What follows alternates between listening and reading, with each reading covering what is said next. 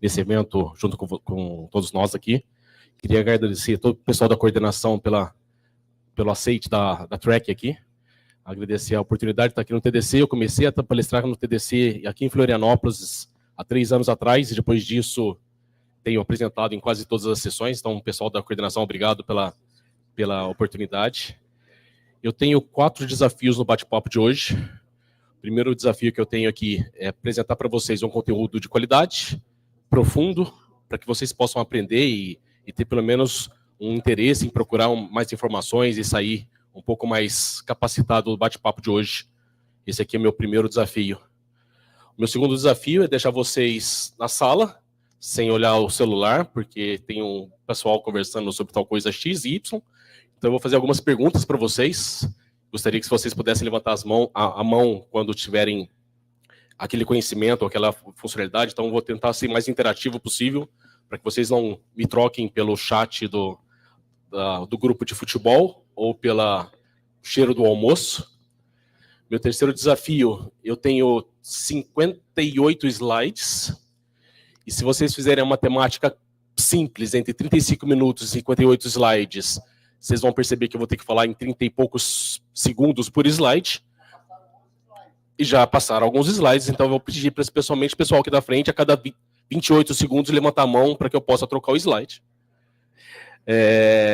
E meu quarto desafio, que está relacionado ao terceiro desafio, é: eu odeio ler slides.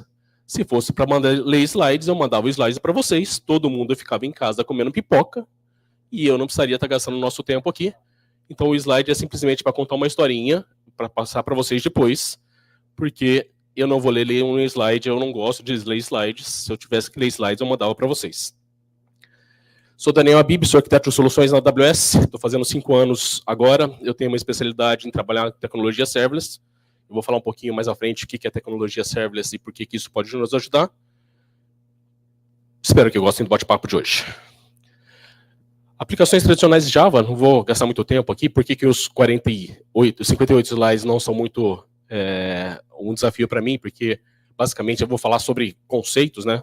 Conceito básico de arquitetura tradicional, você tem normalmente um balanceador de cargas, fica batendo na sua aplicação, no seu container, que pode ser um IIS, pode ser um WebLogic, WebSphere, JBoss, o que você queira, vai rotear isso para sua aplicação. Você tem normalmente uma camada que faz a interpretação desses comandos HTTP, manda para o seu framework, e aí você vai executar a sua lógica de negócio. Nós, desenvolvedores, aqui eu espero que todo mundo seja desenvolvedor, a gente não gosta de load balance, a gente não gosta de grupo de auto-scaling, a gente não gosta de trabalhar com essas coisas, a gente gosta de trabalhar no máximo no amarelinho, talvez no verde, a gente gosta de trabalhar código. Posso estar sujando o meu nome aqui junto com vocês, mas desenvolvedor não gosta muito de networking, desenvolvedor não gosta muito de segurança. A gente gosta de sujar a mão no código, na parte verde aqui, a gente é cobrado, a gente é mais produtivo quando a gente começa a trabalhar nessa parte aqui. Aplicações legadas funcionam basicamente assim. Eu vi que algumas pessoas, eu estava esperando até um pouquinho mais de pessoas levantar a mão sobre o que é serverless. Serverless é um conceito que há muito tempo atrás a AWS começou a difundir, que é você se preocupar basicamente com a sua lógica de negócio. Você não precisa subir o servidor, você não precisa fazer patch, você não precisa fazer configuração de networking, você não precisa fazer a parte de storage. Você tem o seu código, fala assim: AWS, quebra meu galho, roda isso aqui para mim e vamos ser felizes. Desenvolvedor não gosta de networking, desenvolvedor não gosta de processos à parte. Desenvolvedor é cobrado por entregar código. Isso é super importante para aquele terceiro aspecto aqui, porque você vai ser cobrado por quando você está usando aquela funcionalidade. Se você tem um serviço, você tem uma aplicação de negócio, que aquela aplicação de negócio não é utilizada durante a noite, não é utilizada no final de semana, ou algum horário do dia, né? Imagina aplicativos de desentrega de comida. Quantos pedidos de comida eles vão ter às 7 da manhã, às 8 da manhã, às 3 da tarde? Muito menos do que meio-dia, 8 da noite, 10 da noite, tudo mais. Você sobe uma aplicação em serverless da AWS, em Java ou qualquer linguagem de programação, mas utilizando o Lambda, SQS e o SNS, você não paga absolutamente nada enquanto aquela requisição de negócio não chega para você. A partir do momento que aquela requisição de negócio chega, você vai ser cobrado pelo tempo de execução pela quantidade de memória executada e pelo número de execuções. Mas para nós, desenvolvedores, isso aqui é super bacana. Se a gente parar para fazer um depara do que a gente falou sobre o modelo tradicional com o modelo serverless, a gente fica muito mais preparado para falar, vamos fazer a nossa lógica de negócio, vamos escolher o nosso framework e vamos ser felizes. Vamos sair para jogar futebol com o Juarez no final do dia, ou fazer o happy hour. Acho que o pessoal começou sobre happy hour aqui. Vamos para o happy hour. Vou falar um pouquinho sobre Lambda, né? Lambda é nosso serviço de compute dentro da AWS como serverless. A gente tem 2 serviços de infraestrutura computacional para entregar computação dentro da AWS. Lambda é um deles. E a gente vai acordar o Lambda. O Lambda foi criado em 2014, em novembro de 2014, como uma arquitetura de compute baseada em eventos, e não se falava naquele momento em serverless. Vai acontecer, você tem uma informação que aconteceu no seu banco de dados, você tem um evento HTTP chegando no seu API Gateway, você tem alguma coisa, um usuário entrou na aplicação, você tem um novo deployment de um container, qualquer coisa que aconteça, acorda o nosso Lambda, né? Dispara, triga o nosso Lambda, e esse Lambda vai executar a nossa lógica de negócio. A gente não preocupa para o lado esquerdo, a gente preocupa simplesmente com o nosso código e a nossa lógica de negócio aqui. Por isso que a gente entende que o Java, ou Lambda, para qualquer tipo de linguagem de programação, especificamente com Java, que é dentro do grupo Amazon, é a maior linguagem utilizada. A gente gasta mais ou menos 80%, 85% das aplicações dentro da Amazon em cima de Java. E Java hoje é a terceira linguagem de programação mais utilizada pelos clientes no mundo inteiro. A gente acha que trabalhar com serverless é um grande caminho. Como eu falei para vocês, na parte de compute, a gente tem o AWS Lambda e o Fargate. O Fargate é um container que você roda de uma forma sem gerenciar os servidores. A gente tem processo de armazenamento de objetos, bancos de dados, né? A gente tem o DynamoDB. Para quem não conhece, o DynamoDB é um banco de dados performático. A gente, dentro do grupo Amazon, né, a gente tem um evento chamado Prime Day. Normalmente acontece em maio de todos os anos.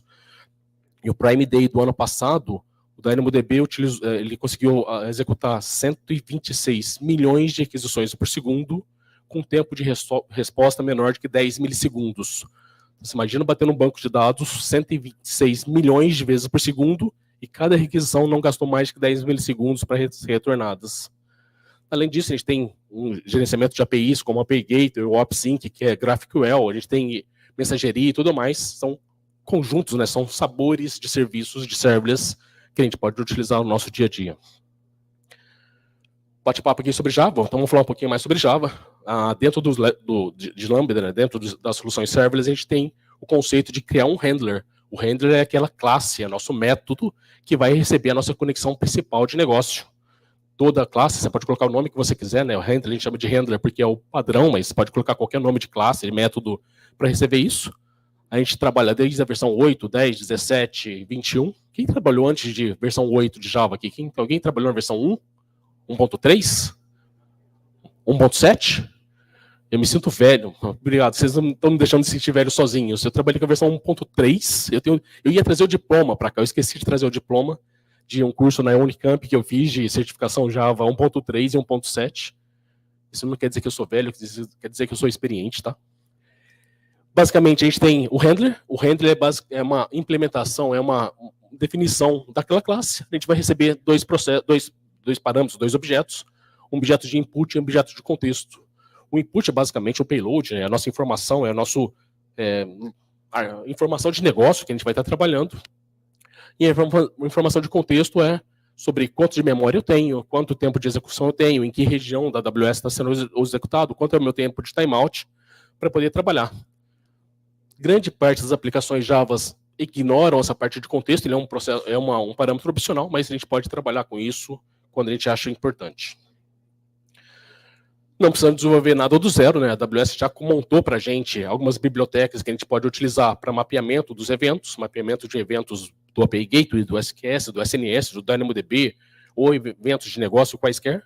Então, nós já temos bibliotecas para fazer mapeamento de ambientes, a gente tem bibliotecas para trabalhar com eventos específicos e para utilizar com JUnit. Super tranquilo sobre a parte de desenvolvimento de testes unitários. Dentro do Lambda, imaginem que você tem um painel de controle e você só tem um botãozinho para você ficar fazendo tuning para cima e para baixo, que é a quantidade de memória que aquele Lambda vai ter. Então, a única configuração que você tem para o Lambda, por isso que ele é tão simples, tão fácil de utilizar, é a quantidade de memória que aquela aplicação vai ter. E quanto mais memória você tem, mais intrinsecamente a AWS entrega para vocês serviço de computação e serviço de storage e de network. Então, quer dizer, quanto mais memória você passa, você ganha mais número de cores, mais networking para aquela função, mas isso não é uma forma implícita. Um Lambda pode ter até 6 vCPUs para ser rodado lá dentro, ela pode atingir até 10 GB de memória, então você pode pegar esse ponteirinho, esse tuner, e ficar gerenciando isso para cima e para baixo. Lembrando que você paga pelo AWS Lambda pelo tempo, número de invocações, pelo tempo que aquela invocação aconteceu, né? Se ele gastou 10 milissegundos, 100 milissegundos, 1 minuto, 10 minutos, até no máximo 15 minutos. E você paga pela quantidade de memória alocada. Quanto mais memória, mais performático, mas quanto mais performático, pode ser mais caro. Então nós temos uma ferramenta open source chamada AWS Power Tuning, que ajuda a identificar qual é a melhor configuração de memória, consequentemente de número de vCPUs, quantidade de acesso de networking. Ele vai falar para você, olha, aumentando um pouquinho mais de memória, você vai ganhar um pouquinho mais de performance, até você encontrar... Deixa eu achar... Não tem um ponteiro aqui? Desculpa, o painel de LED não reflete. Até a gente encontrar aquele ponto vermelhinho em que diz que a melhor configuração de memória / CPU e menor custo é o ideal. Ferramenta open source e free, recomendamos todo mundo a usar. E vocês que trabalham com Lambda, algumas pessoas levantaram a mão e não conhecem o Power Tool, vocês estão jogando dinheiro fora. A AWS ajuda vocês a gastar de uma forma mais econômica o tempo de execução do Lambda de vocês. Como é que a gente desenvolve, né? Como é que a gente entrega uma solução dentro de código? Você escreve o seu código em Java, você usa o seu empacotador predileto, Maven, Gradle, o que vocês gostam, ele vai gerar um arquivo .zip e a gente vai subir esse zip para a AWS. Não é tão chato assim, né? Você não vai ter que ficar fazendo subir um arquivo zips ou não. A gente tem maneiras, a gente tem ferramentas de desenvolvimento de infraestrutura como código, gratuitas, como o AWS Sun ou o CDK, que ajuda a gente a fazer esse processo de uma forma nativa. Você vai utilizar seu browser, você vai o seu IDE, o Eclipse, o IntelliJ, qualquer um que vocês gostem, desenvolve a aplicação, a gente vai configurar Maven, Gradle, alguma coisa para fazer esse processo de trazer o código, colocar as dependências, gerar esse arquivo zip. Esse arquivo zip a gente sobe para a AWS para começar a executar o código de vocês dentro do Lambda. Como eu falei para vocês, o Lambda é uma solução, é um serviço que ele acorda por eventos. Esses eventos podem ter 3 características. Ele pode ser síncrono, onde quem está chamando aquela aplicação em serverless está esperando a resposta. Então, imagina que você tem um browser ou uma aplicação que está solicitando essa informação da AWS. Ela precisa de uma resposta. E enquanto aquela resposta não chegar, eu fico em hold. Então, são informações síncronas. Por exemplo, chamadas de endpoint de HTTP normalmente são APIs síncronas. A gente tem processos que são assíncronos, por exemplo, quando você coloca um arquivo num Object Store, como o S3, ou quando você manda, olha, notifique aquele cliente lá que o pedido dele está pronto. Você não vai mandar a informação e ficar esperando aquilo ser processado. Você manda a informação e esquece. Então, o Lambda vai ser invocado de uma forma assíncrona, vai trabalhar as informações para vocês e a solução segue em frente. E o processo de stream, quando você tem um stream de dados acontecendo dentro da sua solução, pode ser mudanças no seu banco de dados, pode ser click streams dentro da sua tela, pode ser eventos que acontecem de uma forma de interface do usuário, por onde o usuário está navegando aquelas informações. A gente tem esse terceiro modelo em que a gente trabalha de uma forma mais ou menos síncrona. O stream acontece, o Lambda invoca de uma forma síncrona para entender aquelas mudanças, vai consumindo aquelas mudanças e aquele stream vai ser dedicado. Arquiteturas modernas tendem a usar muito mais modelos assíncronos. Quanto mais assíncrono for a sua aplicação, mais performática, mais escalável, mais poderosa ela vai se tornar, porque ela vai ter a capacidade de aproveitar o máximo possível o tempo de processamento que ela vai tiver, e quando ela não tiver processamento, ela é não utilizada ou subutilizada, você economiza mais dinheiro. Quanto mais a gente conseguir trabalhar no modelo assíncrono, mais barato, mais escalável, mais desacoplado as soluções vão ter para os nossos clientes e para nossas empresas. De uma forma simples, tá? Como é que funciona uma função usando aqui uma function URL, que seria o equivalente a um API Gateway, mas não tem a figura de um API Gateway. Basicamente, escrever um código, a gente define aqui os parâmetros de leitura, como os objetos de entrada, como um evento HTTP e um contexto. Nesse caso aqui, na segunda linha, não sei se fica tão claro para vocês lerem, a segunda linha ele está mostrando que eu estou utilizando a variável de contexto para retornar um ID de requisição e retornar.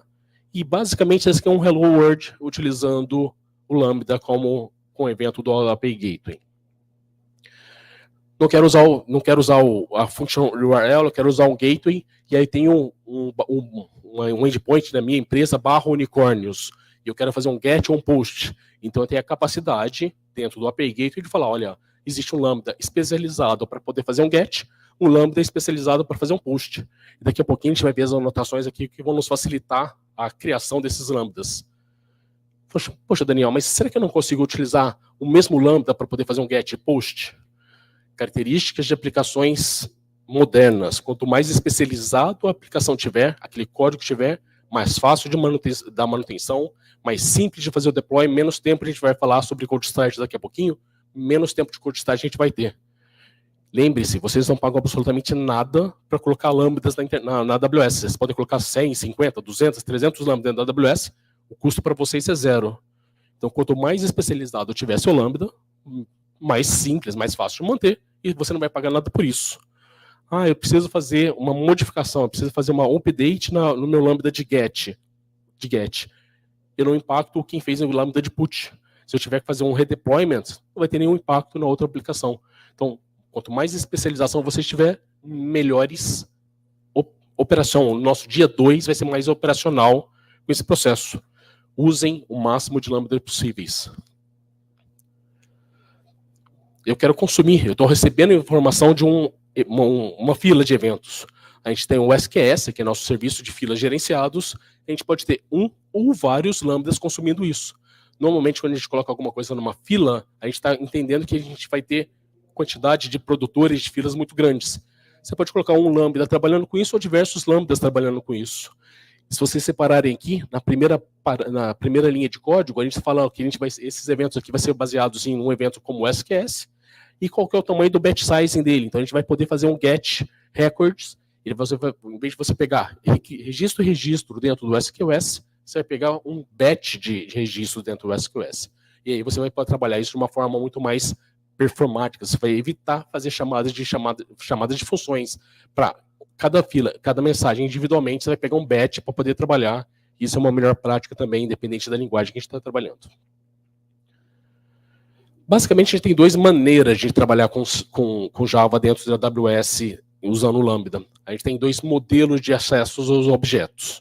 Eu vou falar do modelo de acesso mais tradicional, um modelo mais acesso talvez mais recomendado, e eu não vou dizer recomendado porque cada um tem a sua melhor prática, a melhor arquitetura para utilizar, mas tem um modelo mais tradicional e um modelo que a gente vai trazer um pouco mais de informação, de aplicações mais legadas.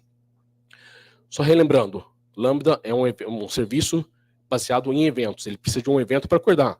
Pode ser um evento de API, pode ser um GraphQL, pode ser um arquivo no S3, pode ser uma mensagem de uma fila, pode ser um tópico.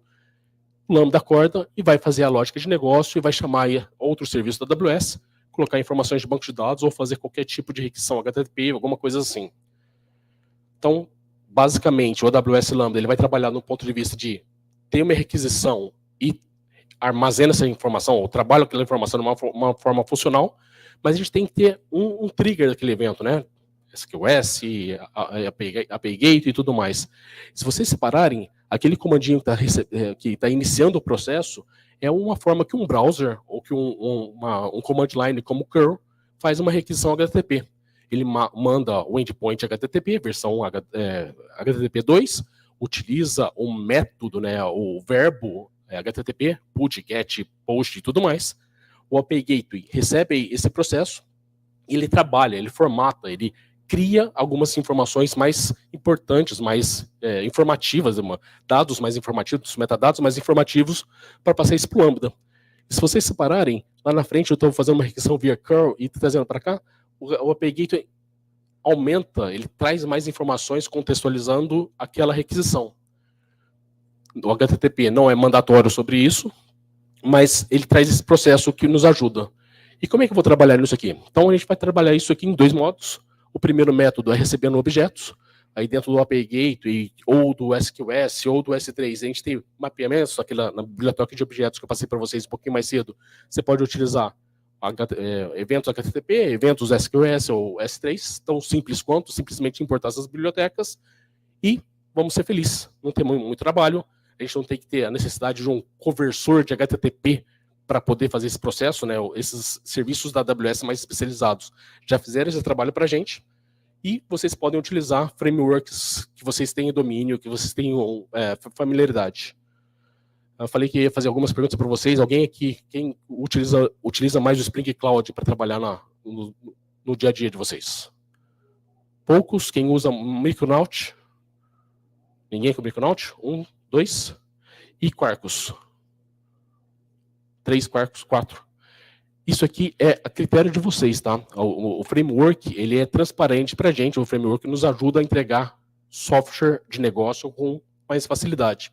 Então, basicamente, nesse modelo, vocês vão ter que utilizar o framework que vocês queiram para fazer isso, para fazer aqueles mapeamentos de objetos, como está aqui embaixo. Vou falar um pouquinho, não vou entrar muito em detalhe em relação ao frameworks, cada um tem a sua preferência. E uma coisa que eu aprendi nesses 25 anos de vida profissional, se eu falar mal de Python, vai ter alguém que vai me jogar uma pedra. Se eu falar mal de Java, se eu falar mal de Node, se eu falar mal de C#, se eu falar mal de framework Spring, Quarkus e tudo mais, cada um vai me jogar uma pedra. Eu não tenho paixão nenhuma por eles, adoro conhecer todos.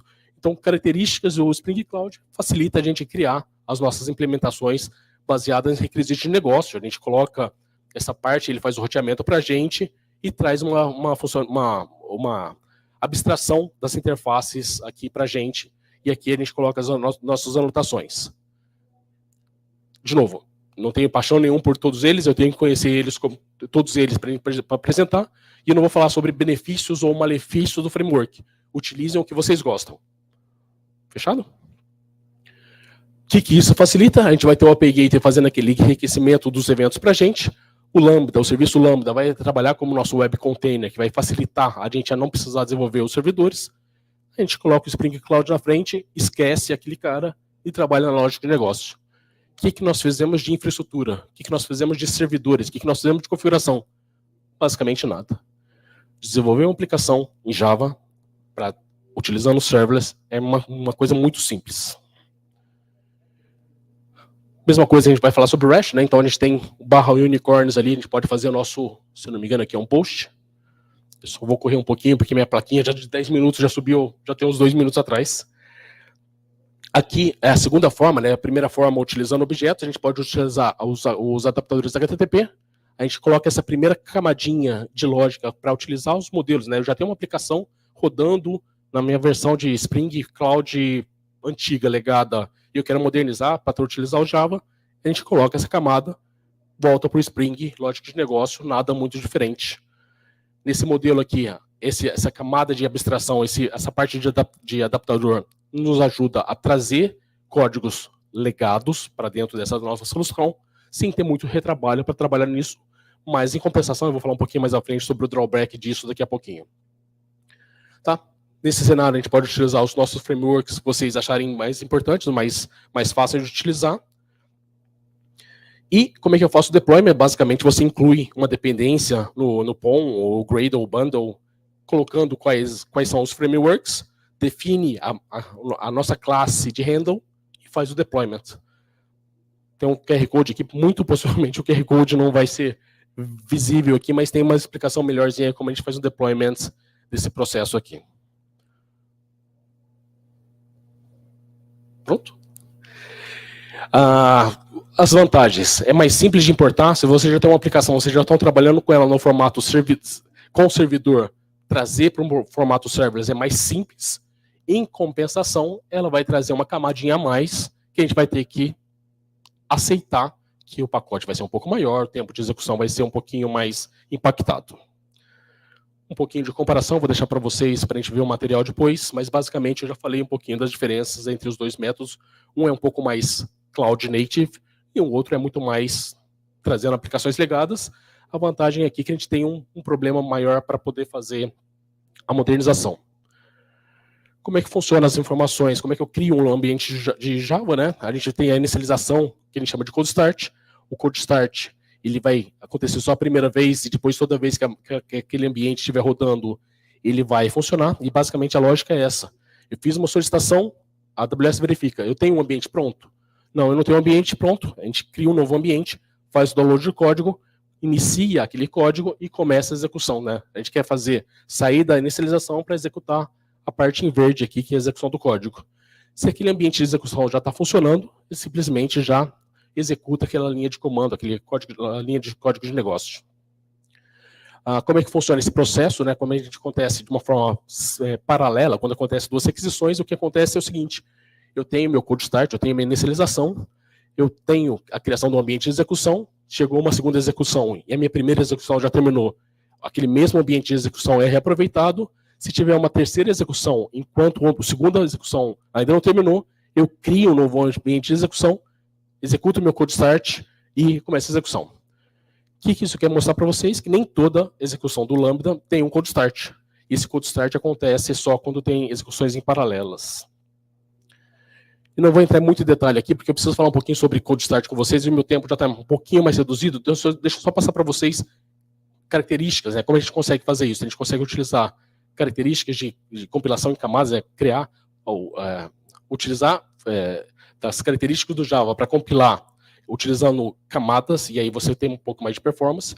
Quanto menos dependência vocês utilizarem nas suas classes, né? Utilizem as dependências que forem importantes, mas quanto menores as dependências, mais rápido você tem um code start mais reduzido. E se vocês utilizarem as versões mais novas do SDK da AWS, você tem maior performance. Existe um conceito chamado concorrência provisionada, que você já deixa os lambdas quentes em memória para que o cold start não aconteça. E o snap start é a diferença que nós criamos há 1 ano e meio atrás sobre criar snapshots. Então, quando você tem um processo normal de criação do ambiente, a ideia aqui é que vocês consigam criar um snapshot, tirar uma foto daquele ambiente antes de ser executado. E aquele ambiente já tenha todas as pré-compilações da sua classe Java já preparada, toda a parte de verificação de tipo, e esse processo de criação do ambiente é muito mais rápido. Com o Snap Start, a gente consegue sair de um cold start de 6 segundos para alguma coisa na casa de 1 segundo. Você pode utilizar ambientes de runtime personalizados. Então, esse aqui é o ambiente de execução do AWS Lambda. Você tem um runtime que vai executar a sua lógica de negócio. Esse aqui é que nós falamos, né, do método handler. E aqui você pode trazer runtime personalizado, por exemplo, como o GraalVM. E aí, o GraalVM, e como a gente consegue trabalhar com isso, em que você cria um ambiente customizado para vocês, e vocês conseguem reduzir para centésimos de segundos. A gente fala em 500 milissegundos, 100 milissegundos para subir uma aplicação em Java utilizando runtime customizados. Existe um workshop gratuito que passa por quase todos esses frameworks para ser para vocês. É gratuito, vocês podem acessar e executar na conta de vocês. Se vocês têm free tier na AWS, não tem custo nenhum para executar esse workshop. Ele é fantástico, mostra diferenças de abordagens de como executar performaticamente serverless dentro da AWS. Deixar o pessoal fazer uma leitura do QR Code.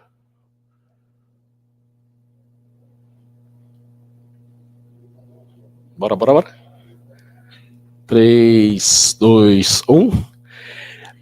Existe uma página chamada Serverland que indica, que mostra para vocês como fazer migrações de aplicações legadas para soluções mais cloud native da AWS. Pensem que o Lambda escala de 0 a centenas ou milhares no mesmo milissegundo. Então tomem cuidado quando a gente vai criar conexão com o banco de dados, porque às vezes o banco de dados pode ser o nosso gargalo. Eu recebo 1000 requisições por segundo, eu sobo 1000 lambdas, vai ter 1000 conexões com o banco de dados. Usem o RDR Proxy como ferramenta de gerenciamento de conexões com o banco de dados. Observabilidade, analisar logs, tempo de execuções, métricas. Não tem de uma forma nativa, a gente tem que utilizar o CloudWatch para poder fazer isso, ou ferramentas como Prometheus. Tem o Lambda Power Tools, que são maneiras, são melhores práticas de desenvolvimento de Java, que já estão prontas, né? É um framework que ajuda vocês a desenvolver Java de uma forma muito mais simples, do ponto de vista de observabilidade. E desculpa a correria, queria agradecer mais uma vez vocês e a coordenação por dar essa chance aqui. Eu espero que vocês tenham aproveitado. Esse aqui é um código de QR Code pessoal, se vocês puderem avaliar o que eu posso melhorar, mas utilizem o código do TDC para voltar na minha sessão. Eu quis trazer muita coisa aqui para poder mostrar para vocês como vocês conseguem seguir em frente e estou aberto para bate-papo hoje e amanhã aqui no TDC. Muito obrigado.